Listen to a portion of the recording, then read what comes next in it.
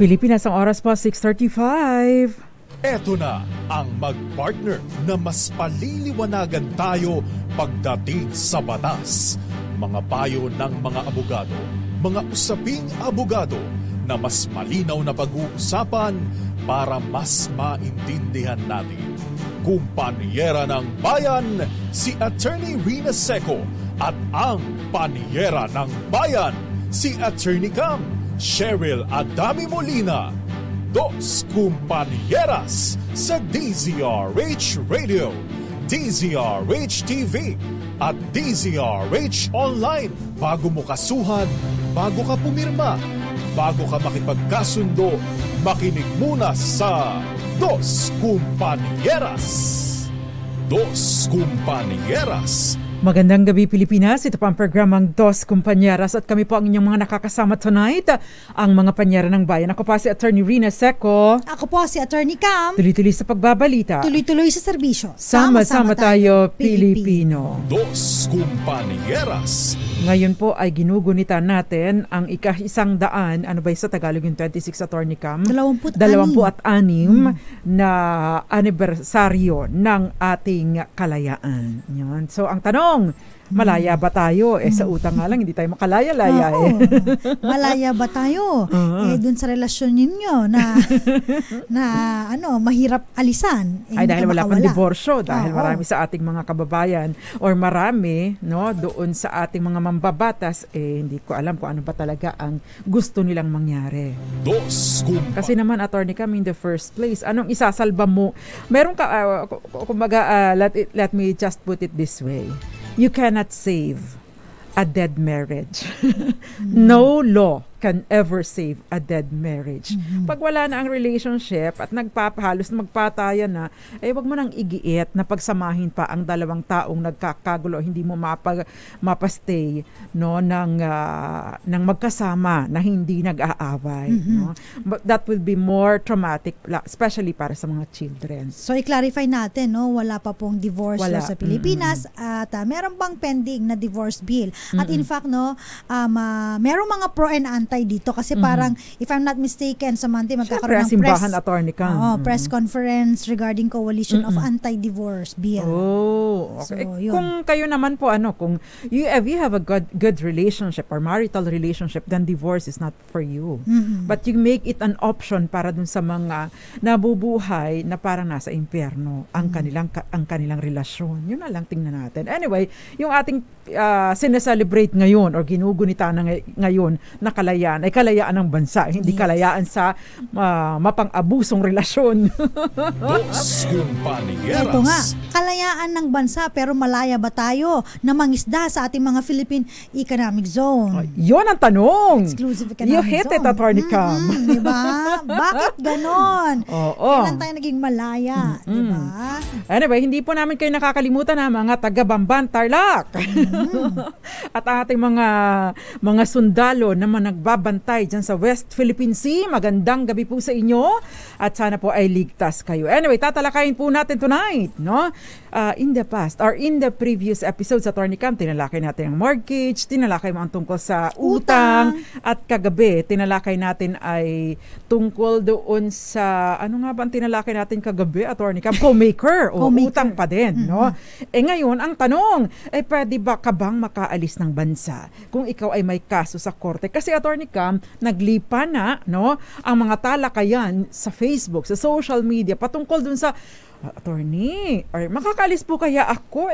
Sabi po noong taga-online lending, may kaso daw po ako at dadamputin na po ako anytime. Lulusubin daw po kami ng mga pulis dahil hindi raw po ako nakakabayad ng utang. Pero syempre, Attorney Cam, hindi lang yan limitado sa utang ating tatalakayin tonight dahil ito po ay applicable sa, kumbaga, general discussion kung ikaw ay may kaso, ikaw ay nagsampa ng kaso o may nananakot sa iyo na ikaw ay kakasuhan. Ayan. Tsaka kasama na rin dito, kung ikaw ay aalis ng bansa. Yes. O kaya naman nakaalis ka na ng bansa. Yes, pabalik ka naman. Pabalik ka ng bansa pagkatapos ay Oy, ate, nakatanggap kami ng subpoena. Kuya, nakatanggap kami ng summons. Kuya, meron kami ditong complaint affidavit, pinasasagot ka na daw. Diba?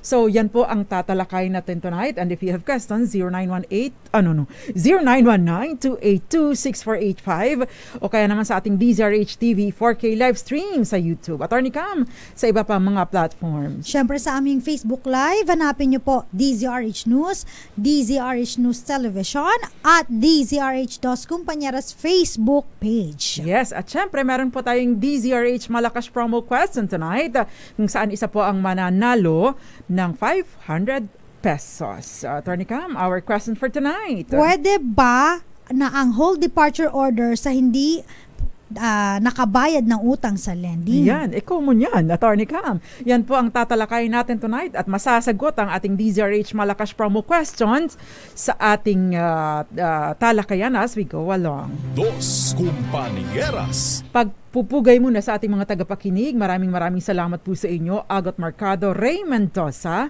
dyan sa DZRH TV 4K live stream at sa napakarami pang nanunood sa atin tonight.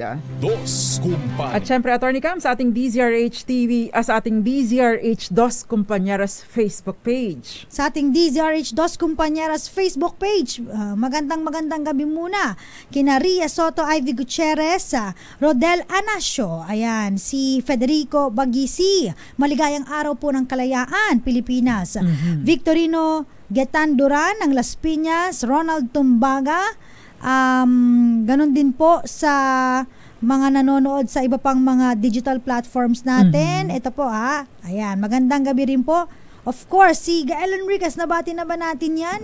Yan, Gael. Gael, Eduardo Narvaez, Calma Noir. Ayan, Calma from Noir sa Angeles City, Pampanga. Sa mapagpalang araw ng Kalayaan, sabi niya. Dinya Asuncion Herman at Kenneth Arevalo, Lina Garganera, ayan, watching from Guimaras, Enrique Vista, Belen Rivera, at magbayad muna daw bago mag-travel, sabi ni Gael sa utang.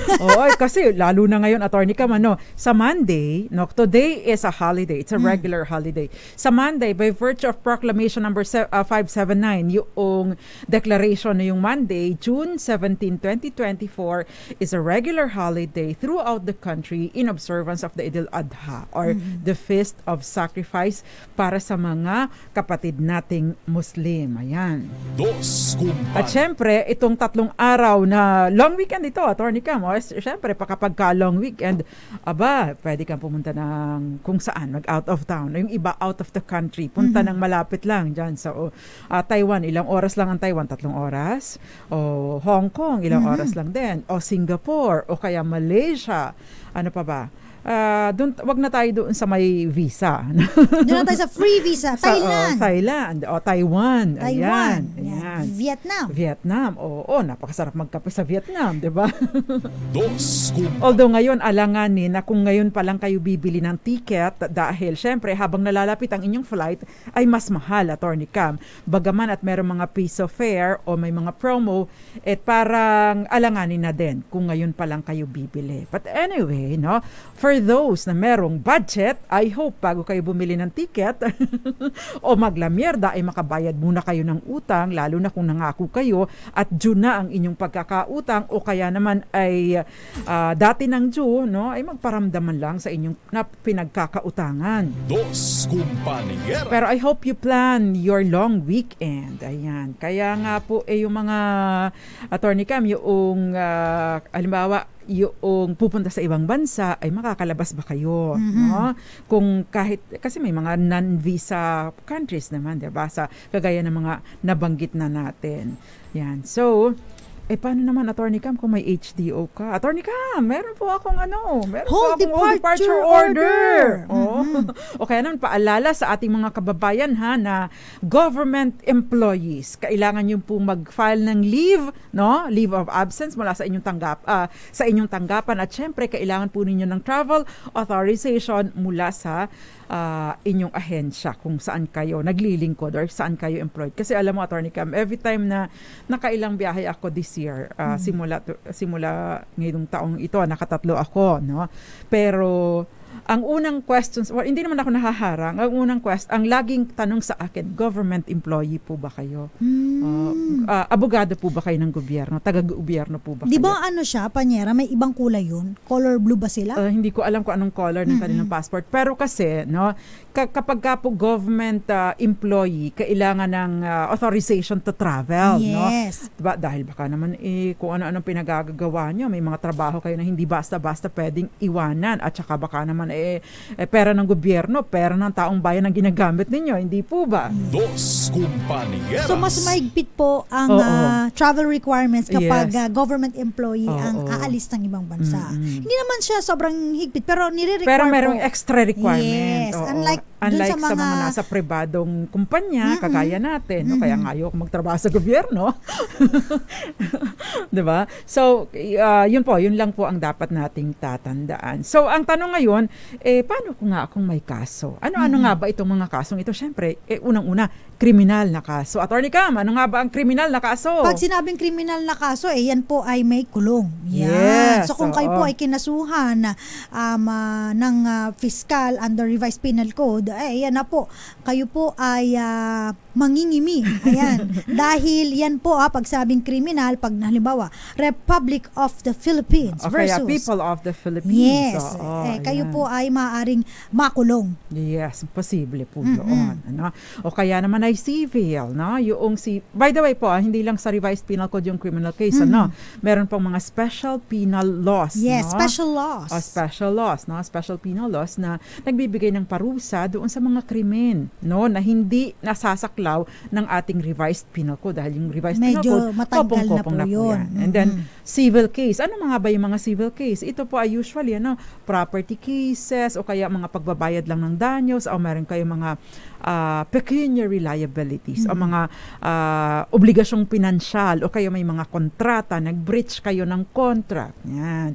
O kaya family matters. No? Yes. Unless of course, ang kaso ninyo ay nandoon sa VAUSI because meron pong penal provision ng violence against women and children. At syempre, labor. Wala namang problema sa labor. Walang kulong ang labor. Administrative, syempre ito usually sa mga gobyerno. Administrative, even the public Teachers. officials, Attorney Cam, and other corporate, wala naman kayong issue, wala naman tayong, hindi common ito sa ating mga kababayan. Dos Compañeras. Ang tanong, Panyera, kapag meron ka bang whole departure order, kailangan ba ikaw ay kabahan? Yan. No, syempre, kahit anong kaso, meron kang kaba. Kahit tinatakot ka pa lang, abay, meron ka ba yun? Ano na lang, kumbaga, manhid ka na lang kung wala kang nararamdamang kaba. Dos Pero ang tanong, ikaw ba, kapag ikaw ay may whole departure order, pag pumunta ka ba dyan sa airport at ikaw ay pupunta, no, sa Hong Kong at pupunta ka sa Disneyland, o kaya magkakape ka lang dyan sa Vietnam, punta ka lang sa Saigon. O kaya punta ka Ocean Park. Mag-Ocean Park ka lang dyan sa Singapore, no? O mag-Universal Studios ka sa Singapore, dapat ka bang kabahan? Makakalabas ka ba ng bansa? Yan po ang sasagutin natin. Ador Cortez ng Kalumpit, Bulacan. Magandang gabi sa iyo. Rodel Anasio, Ivy Gutierrez, Ria Soto. Magandang gabi din sa iyo. Federico Bagisi, Victor, si Ronald Tumbaga dyan sa West Bahak, Olongapo City, magandang gabi sa inyo. At yung mga iba pang half a day, yung babasa nun, tama ba ako doon? Magandang gabi sa iyo dyan sa Guam, lalong-lalo na kay Ginoong Ed at ni Miss Lani. At Attorney Cam, magbabalik pa ang programang Dos Compañeras. Ilan po muna mga paalala again sa ating DZRH Malakas promo question. Pakisagot po ang katanungan at sumali, mag-message lang po sa DZRH Dos Compañeras Facebook page. Pwede ba ang whole departure order sa hindi nakabayad ng utang sa lending? Yes, at magandang gabi po muna sa nagpakabit pa daw ng cable para mapanood tayo. Thank you very much, Jen and Jerome Lorenzo. At magbabalik pa ang programang Dos Compañeras. Ilan po muna mga paalala. Nakakasama pa rin po ninyo ang mga panyara ng bayan. Ako pa si Attorney Rina Seco. Attorney Campo. Dito lang po sa Dos Compañeras. Dos Compañeras. Nyaras po, nagtatrabaho ngayong holiday, June 12, 2024, ika-126 na anibersaryo ng ating kalayaan. Kami po ang inyong mga nakakasama. Ako po si Attorney Rina Seco. Ako po si Attorney Cam. At tinatalakay po natin kung pwede ka bang makapaglamyerda abroad kahit ikaw ay may kaso. Ayan. So yan po ang tinatalakay natin tonight. And if you have questions, 0919-282-6485 at syempre sa ating mga social media platforms. Binanggit na po natin kanina yung mga posibleng mga kaso. Actually, issue lamang po ang paglabas ng bansa kung meron kang kasong kriminal. No? Kung criminal na kaso ang isinampa sa iyo. Kung civil, no? Halimbawa ay action for support, halimbawa ay annulment of marriage or custody of children or custody of your child, o kaya naman ay collection ng sum of money or small claims, no? O kaya yung mga property ejectment, recovery of possession, recovery of ownership, o kung ano-ano pa, no? Wala naman po kayong issue doon. Ang magiging repercussion lang noon ay posible doon sa kasong kinahaharap ninyo sa magiging kalalabasan nito. Pero as to makakalabas ba kayo ng bansa, pwedeng-pwede po kayong makalabas ng bansa. Basta hindi po kriminal na kaso ang inyong kinahaharap. Of course, hindi naman sa lahat ng pagkakataon ay hindi ka pwedeng makalabas kung ikaw ay may kasong kriminal. Depende. Sabi nga ng iba, it's depend. Dos Kumpanya. Attorney Cam, you were to say something? Oo nga kasi may mga questions din, no? May mga iba na ang ginagawa, lalo na kapag halimbawa yung away ang pamilya, no? Hindi nagbigay ng suporta, pupunta ng Bureau of Immigration, tapos magpapa-hold departure order.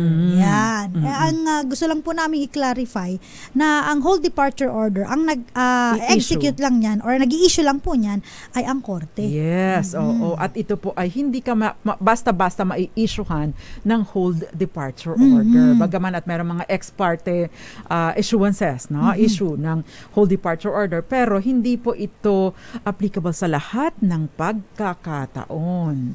Dos Kumpanieras. Kaya po kung naka-experience kayo na nagbayad kayo sa Bureau of Immigration o kaya sa ibang mga empleyado, maaari po kayong magsampa ng kaso administratibo kasi nga po again po korte lang po ang nag-i-issue. Hindi po ito ng dati kasi meron tinatawag na hold departure order mula dati ang Bureau of Immigration.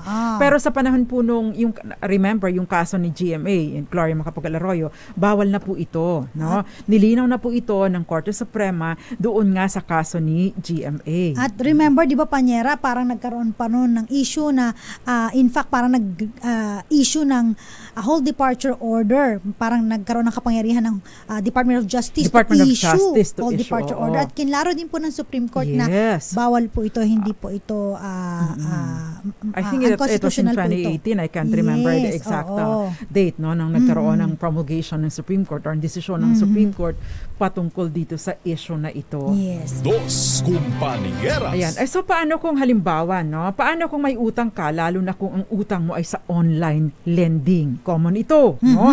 Sasabihin sa iyo, ay dadamputin ka na o may hold departure order ka, makukulong ka na daw.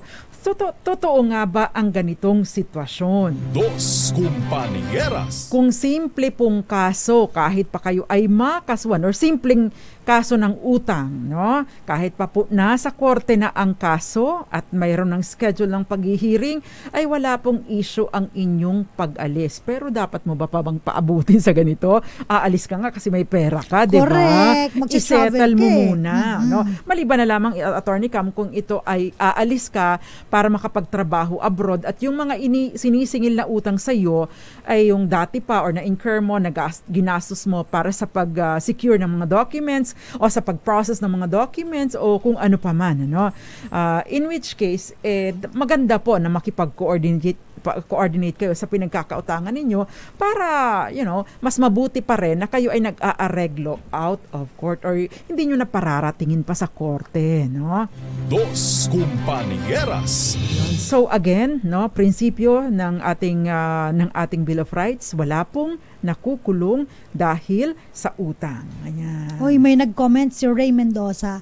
Sabi natin kasi 'di ba kapag dito po sa Pilipinas ang mga government employees bago sila makapag-travel meron silang authority to travel na pinapakita. Sabi niya dito daw sa sa US daw, isa siyang government employee, hindi naman daw siya hinanapan ng travel clearance from the US government pag lumalabas ng basa. Siguro iba-iba po, no? Magkaiba naman, no?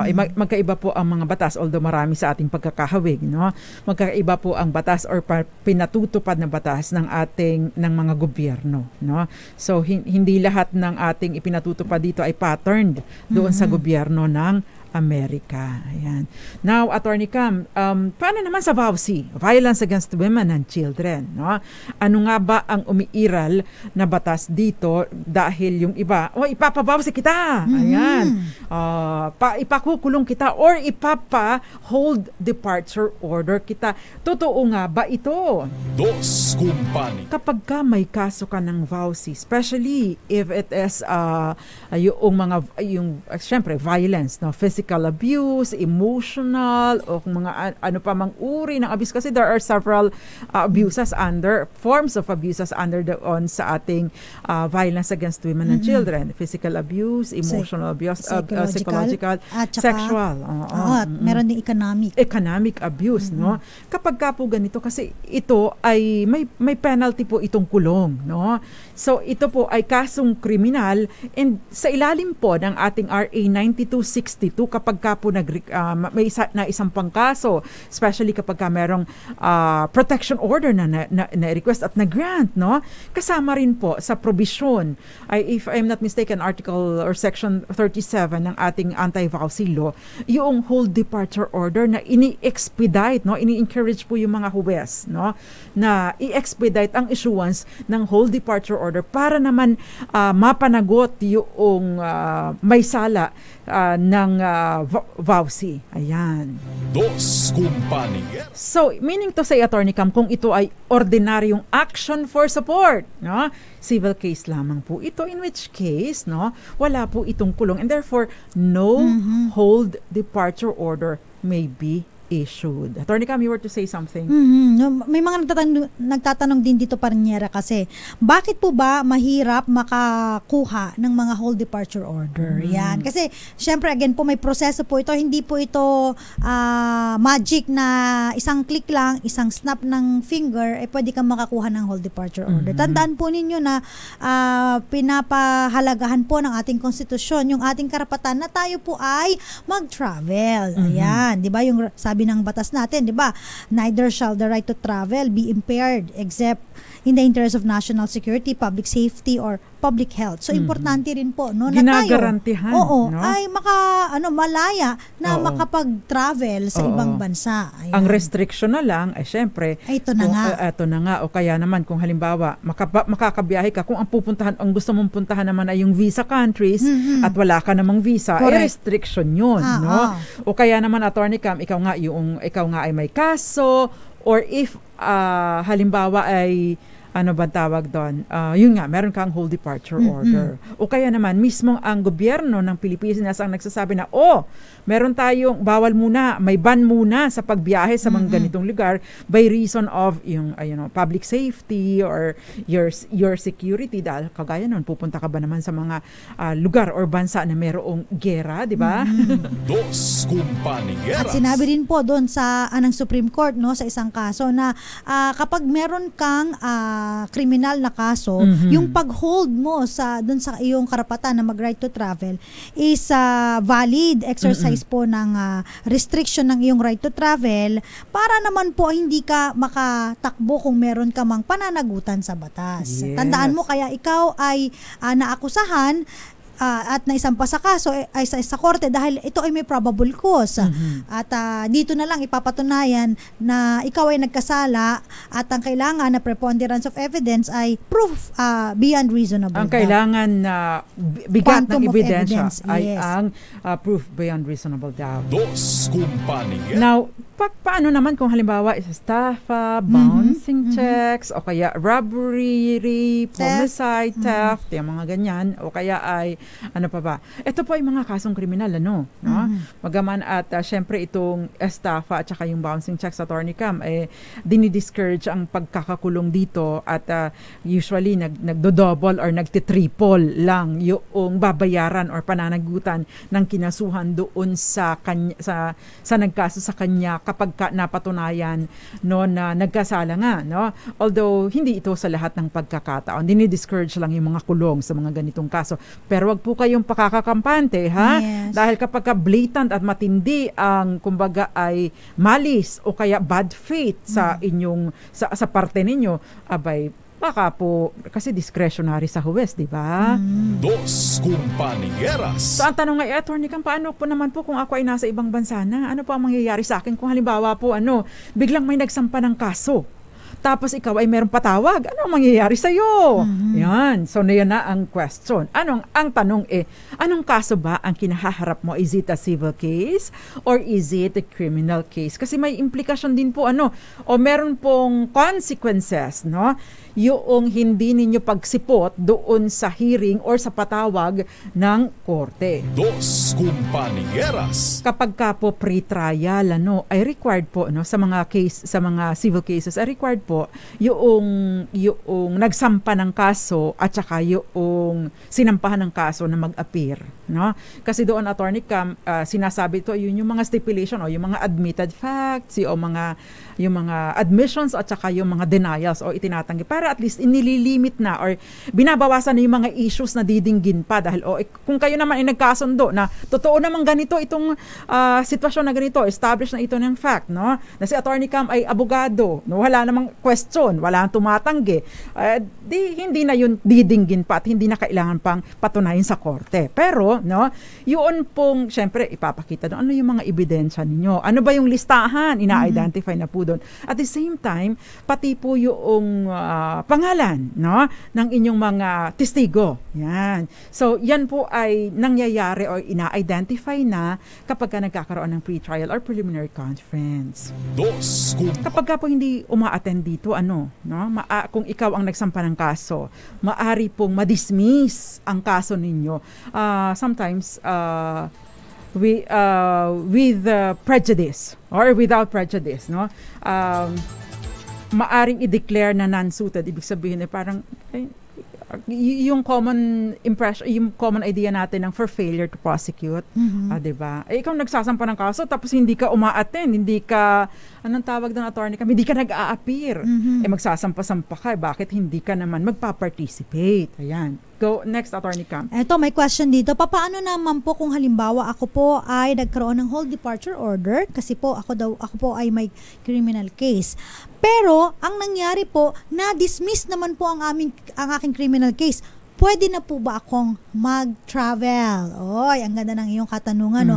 Kapag ganito po, no, na-dismiss ang iyong kaso, again, ang kailangan ng quantum of evidence, yung bigat na pagpapatunay, hindi na patunayan proof beyond reasonable doubt na ikaw ay nagkasala at na-dismiss ang kaso, ito ang gagamitin mong ground para i-lift, no, yung hold departure order. Magpa-file ka ng motion para ma-lift po, matanggal ang iyong hold departure order at kapag na-lift na ito, ay pwede ka na makapag-travel anytime, anywhere. Dos Compañeras. Paano naman, Attorney Cam, kung halimbawa ikaw yung kinasuhan, tapos hindi ka na umattend doon sa patawag, halimbawa nagpi-pre-trial, hindi ka umattend, yun pong nagsampa ng kaso sa inyo, sa civil na kaso, ay maaari pong payagan or maaari pong magtuloy-tuloy yung kaso at papayagan siya na magpresenta ng kanyang evidence ex parte. So, hindi ka na kumbaga, you lose your chance, no? Nawala ang inyong pagkakataon na makapag-present ng mga ebidensya pabor sa inyong sarili. Kasi may mga pagkakataon, like civil case, Attorney Cam, sa collection ng sum of money. Halimbawa, kinasuhan ka, sinisingil ka ng 1 milyong piso, mahigit. Pagkatapos ikaw pala ay nakapagbayad na. Pero dahil dinedma mo, no? Dahil dinedma mo at hindi ikaw yung kinasuhan, hindi ka umattend sa patawag, hindi ka nag-participate sa kaso, abay maari po, bagaman at nagbayad ka na dahil hindi ka naman nagpakita, no? Hindi ka naman nagpakita ng pruweba na ikaw ay bayad na, maari madesisyon na ng korte yung collection ng sum of money na isinampa sa'yo. So pagbabayarin ka, kaya nga napaka-importante that you participate. Dahil syempre, hindi ka nagpakita, ex parte lang, siya lang ang nagkaroon ng pagkakataon. Take note, kailangan lang i-establish na meron kang pagkakautang. Ngayon, kung nagbayad ka na, patunayan mo. Diba? So, napakahalaga po ng inyong partisipasyon. Dos Compañeras. May mga pagkakataon yung sa criminal case, Attorney Cam. Paano pag hindi ka umattend? Ayan. Take note, napakahalaga po ng requirement po sa criminal case kapag na mag-appear yung akusado, no? Dahil Attorney Cam, yung arraignment, Attorney Cam, paki-explain mo nga, what is arraignment? Naku, ang arraignment, 'di ba? Diyan tinatanong Panyera kung umaamin ka ba o guilty hindi? Or not guilty. Ano diba? masasabi mo? Guilty or not guilty? Kapag guilty, tapos na ang tapos ang boxing. Pero pag sinabi niya, not guilty, Your Honor. Usually, kapag sinabi mong guilty, ano pa yan? Kumbaga, magbabasa na ng sentensya. Yes. No? O kaya naman, halimbawa, kumbaga, mataas yung penalty ng yung kaso na kinaharap ninyo, dapat ay maipaliwanag din sa iyo, no? Ano ang implikasyon nito? Gaano katagal ang posibleng kulong kung ganito? In fact, no, tinatanong pa counsel, naiintindihan ba ng kliyente mo, no, ng akusado ang kanyang sinasabi? Alam ba niya ang posibleng kahinatnan? Anong mangyayari sa kanya? Sa pag-amin niyang ito. Yan. Dos Compañeras. Kasi minsan yung iba Panyera ang gusto nilang sabihin, hindi sila umaamin. Pero minsan na nasasabi nila, guilty or not guilty. Kapag ka not guilty, hindi po ako umaamin. Pag guilty, ako po yun, inaamin ko po. Yan. Kapag ka hindi naman kayo, may patawag po sa inyo during arraignment at hindi niyo sa Bisaya pa, wala ka ni tambong o hindi ka pumunta, no? Wala ka ni tambong. Hindi ka nag-attend. Meron po tayong tinatawag na bench warrant. No? Ano yung bench warrant? Ini-issue po ito para arestuhin kayo dahil hindi kayo sumusunod, no? Doon sa order or patawag ng korte. Dos Compañeras. Ayan, may next question, Attorney. Attorney, pwede po bang magsampa ng kaso kahit po halimbawa dito sa Dubai nagkautang pero Pinoy din po ang inutangan? Bali, sabi po nung nangutang dahil sa Dubai inutang, hindi pwedeng magkaso sa Pilipinas. Ayan, Attorney Cam, sagutin natin ito. Sa Dubai sila nagkautangan. No? Pero pareho silang mga Pinoy. Ang sinasabi noong nangutang, hindi mo ako pwedeng kasuhan sa Pilipinas. Dahil di ba meron tayo tinatawag na principle of territoriality. Pero applicable po ito sa mga kriminal na kaso. No? Dahil sa kaso po ng like collection, or paniningil ng utang, ang isinasampa po ang kasong ito, una kung saan nakatira yung nangutang o kaya naman ay kung saan nakatira yung inutangan. And therefore, pwede po ninyong maisampa yung kaso kung ito ay collection ng sum of money o kaya naman ay small claims dito sa Pilipinas. Dos Compañeras. Kung ikaw, doon ka magsasampa ng kaso, syempre sa lugar mo. Alam nga namang, alimbawa, taga Maynila ako, doon ko isasampa ang kaso sa Cavite, kung taga Cavite, dito ka mag-attend ng kaso sa Maynila para ikaw ang gagastos. Or halimbawa, taga Mindanao siya, ikaw naman ay taga Maynila, dito mo isampa ang kaso para madagdagan ng kanyang expenses. At saka, for your convenience. Yes. Alam nga naman na ikaw pang pupunta sa Mindanao para mag-file ng kaso. Expenses mo at your own syempre, expense. yung mga hearings nun, mahal ang gastos. Plus, of course, yung abogado mo, kung mag-engage ka ng abogado, especially for collection ng sum of money, no, pati yung kanyang pagbabiyahe, ay sasagutin mo yun. Dos Compañeras. Example lang Panyera dun sa principle of territoriality. Merong isang kaso, Panyera, ito real talk naman, na nag-inquire lang. Ang sabi niya, sila ay nag-travel sa Japan. So, pag-travel sa Japan, ni hao, ganon. Sila po ay pumunta sa isang, yung nag-rent lang ng bahay ba, Panyera? No? So, nag-rent sila doon, iniwan nila yung kanilang mga gamit. Unfortunately, iniwan nila yung mga mahalagang gamit, including yung kanilang dollar money, no, nadala nila. Nung nawala na yung kanilang pera doon sa kanilang mga gamit, So, ang pumasok lang daw doon yung parang isang caretaker, no? So, gusto nilang sampahan ng kaso yung caretaker sa Pilipinas. Ang sabi natin, theft ang ikakaso dyan, criminal na kaso, hindi mo pwedeng ipursu yan dito sa Pilipinas. Kasi, again, principle of territoriality. Doon nangyari sa Japan. Wala tayong jurisdiction.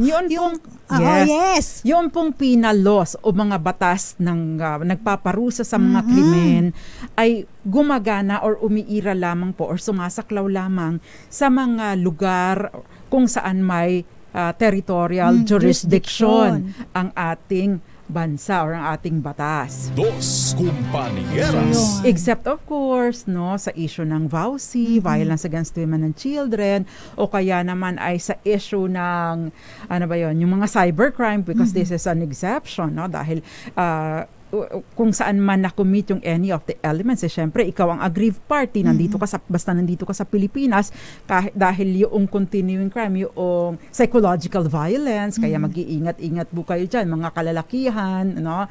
O kaya yung pwedeng makasuhan under ng VAUSI, mag-ingat-ingat po kayo. O kung hindi man, yung mga parinig-parinig ninyo sa Facebook, mga mapanirang post, no?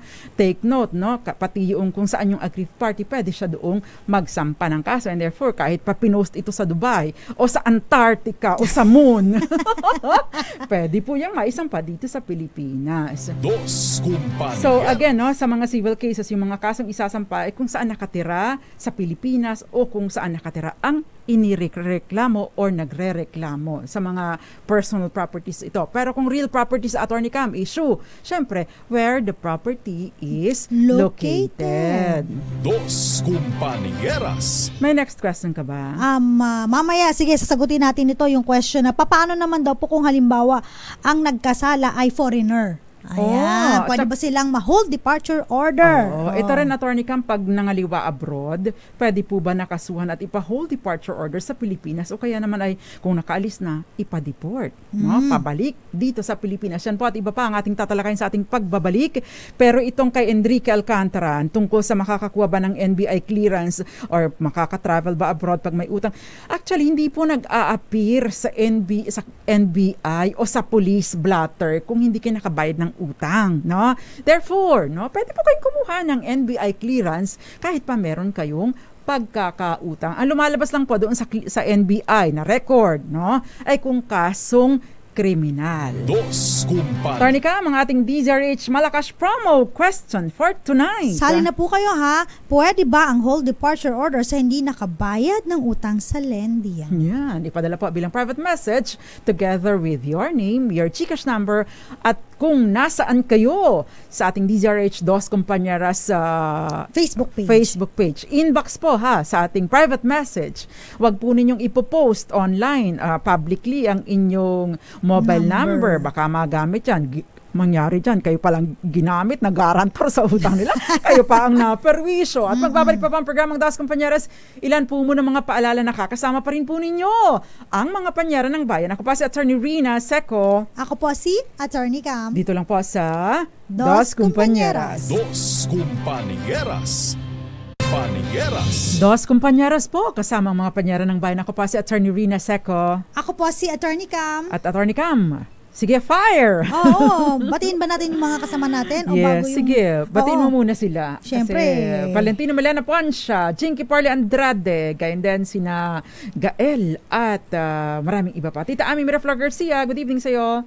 Ayan, si Henry Dolohan ng Botolan, Josefina Fajardo, magandang gabi po. Oy, syempre, batiin ko na ang nanay ko, Jovita Adami, Swatchy. Ganon din po, magandang gabi po sa mga nakatutok sa atin. Si Victorino Duran, sabi niya, ang mga lending nga po ang nagpapautang sa mga mag-a-abroad pala. Para may pambayad. Yan, sa placement fee. Basta may visa na. Pag nakatulong sa inyo, ay wag nyo namang itatumbling. Yung obligasyon, wag magtatakasan. Yun nga lang, yung paalala sa ating mga nagpapautang, dapat po ay yung legal naman. No? Yung hindi naman sukdulang maabot sa impyerno ang inyong mga ang inyong mga interest. No? Attorney Cam, meron kang question before we pass for commercial. Panyera, si Edmore Estabilio nanonood. Sabi niya, ang dami daw niyang natutunan matutunan yung ating Hoy! kasamahan dati na nasa Japan. Magandang gabi sa'yo. Baka naman. Makapunta kami dyan. Oo, kapag nagpunta kami dyan, ipasyal mo kami. Pakainin mo naman kami sa masarap na sushi at saka sashimi. Ay, sa akin, Wagyu steak. Medyo may yun, nakamahalan yun. Sige, Attorney Cam, go ahead. Sa katanungan na, paano naman po, pwede po bang ma-hold departure order ang mga foreigner? Ayan. Actually, yes po, lalo kung sila po ay may ginawang krimen. In fact, regardless of the imposable penalty, basta po sila ay may criminal na kaso, sila po ay na-hold muna. Kasi po, ganito po yan, kung kunyari, sila po ay naging guilty sa isang criminal case, hindi po yan basta-basta i-deport. Kailangan muna nilang tapusin yung sentensya sa kanila. For example, sila ay may kulong na 6 years and 1 day kung ilan man yung kulong, ilang taon man yung after kulong. nun, that's the time na mapapa-deport sila. Hindi po basta-basta after ng criminal case. Ang sagot po deportation agad. No po. Siyempre, dapat pagbayaran nila dahil dito nila nakumit ang krimen. Dos Compañeras. Eto, Attorney Cam, yung nangangaliwa abroad, pwede daw bang kasuhan, ipa-hold departure order dito sa Pilipinas o kaya kung nakaalis na, ipa-deport, no? Kung pong nangangaliwa abroad, no? Kung halimbawa po ay babae ang nangangaliwa abroad, yung asawa ninyo, no? Ibig sabihin po, kasal kayo, hindi po ninyo yun maaring kasuhan sa ilalim ng VAUSI. Take note po, no? Ang pangangaliwa abroad ay covered po ito nung tinatawag na yung principle of territoriality, na wala pong jurisdiction kapag ang krimen ay nagawa sa ibang bansa. Meron lang pong mga certain exceptions at hindi po nito sinasaklaw yung pangangaliwa, no?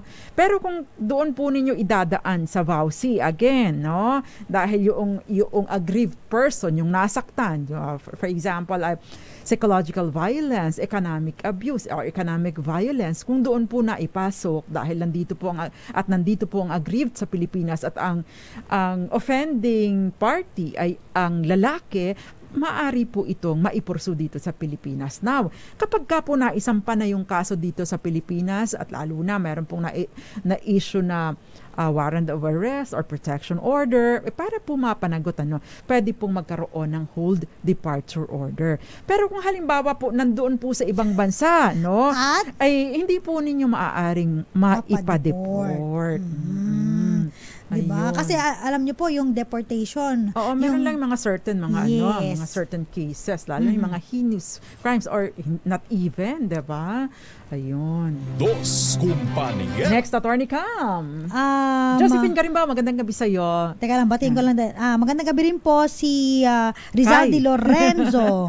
Magandang gabi sa iyo. Bulacan. Magandang gabi po sa inyo. Oy, sila Eduardo, mali mga gusto sumagot po. Doon po kayo sa may DZRH Dos Compañeras Facebook page kung gusto niyo pong sumali sa ating DZRH Malakas promo. Ganon din po sa nanonood sa DZRH News Television Facebook. Magandang gabi rin po sa inyo. Ayan. May question ka, Attorney Cam? Okay na ako, tapos ka na. Okay. Paano po kung siniraan ka ng dating kasamaan mo sa trabaho na nasa ibang bansa? Post po ng kung ano-ano at pinagkakalat niya na nangangaliwa ako habang nasa ibang bansa. Ayan. Ito, Attorney Cam, yung pumapasok dun sa Cybercrime Prevention Act of 2012, no? Na dahil ito ay online, no? Maaari itong pumasok doon sa tinatawag na online libel. Medyo komplikado lang, Attorney Cam, no? Pero maaari pa rin po kayo magsampa ng kaso. Take note po, maaari pong isampa yung kaso kung saan first published. Mahirap naman i-determine kung saan first published. Kung nasaan yung aggrieved at kung saan ka nasira. Basta you have to establish lang na mayroong mga nakakabasa nito at available ito online, maaari kang magsampa, no, ng kaso for cyber libel. Kasama ito doon sa mga exceptions to the principle of territoriality na tinatawag na kung kumita dapat sa Pilipinas. By the way po, this is one of the reasons kung bakit po halimbawa ay magti-testify, no? Halimbawa ay nasa ibang bansa ang witness, no? Meron po tayo mga tinatawag na yung mga deposition and interrogation, pero it has to be done, no? Bagaman at nauso na ngayon yung mga nagkaroon po ng pagkakataon na usong-uso yung online hearings, no? Sa pamamagitan ng Teams, no? Dati hirap na hirap tayo, kailangan pumunta talaga tayo doon sa lugar. Ngayon, actually medyo nagkaroon na ng rules ang ating Supreme Court patungkol dito. Pinapayagan na.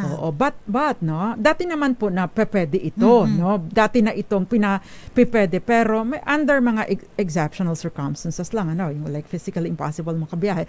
But no, doon po ito po ay ginagawa doon sa tawag doon, may mga list of questions na gagawin yung nagpipresent sa iyo bilang testigo at saka yung other party, no? Parang sort of question and answer. Yes, a question and answer, no? Direct at saka cross-examination, parang ganun ang lumalabas, no?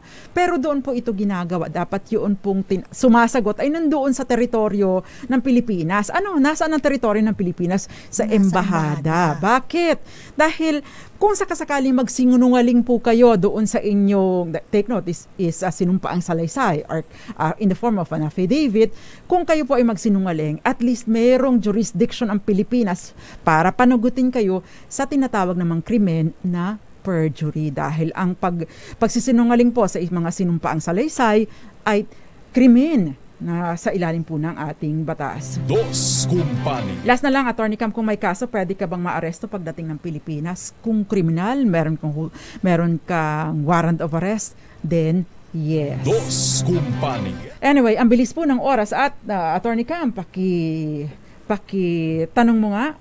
Ang ating malakas question, pwede ba ang hold departure order sa hindi nakabayad ng utang sa lending? Ang ating winner at ang sagot, Panyera. Yes, ang ating pwede ba ang hold departure order sa hindi nakakabayad ng utang sa lending? The answer is hindi pwede. No, take note po, no. Itong hindi pagbabayad ng utang or issue ng utang ay kaso lang na civil. And therefore, wala pang mga hold departure order, wala pong warrant of arrest sa mga kasong ito. Dos Kumpanya. Pero si Calmanor ay magpapakain daw ng steak pag napunta tayo sa Pampanga. Dos Kumpanya. Thank you very much, Attorney Cam, sa ang ating winner sa ating DZRH Malakas promo. Ang sagot niya ay, syempre hindi naman pwede. At siya ay taga Pasig City. Congratulations sa iyo, Zaira Bernia Flor. Congratulations sa iyo. Congratulations. At antabayan na lamang po makakatanggap po kayo ng notice na naipadala na ang inyong panalo, no? Matatanggap po ninyo yan this weekend. Nakasama po ninyo tonight ang mga panyara ng bayan. Nakasama po namin sa kabilang side si Jeric Barreto. Yan, sasabihin ko sana Jeric Raval. At syempre yung mga nag-a-assist sa atin online. Thank you very much po. Kami po ang mga panyara ng bayan. Ako pa si Attorney Rina Seco. Ako po si Attorney Cam. Tuloy-tuloy sa pagbabalita. Tuloy-tuloy sa serbisyo. Sama-sama tayo, Pilipino. Dos Kumpanieras.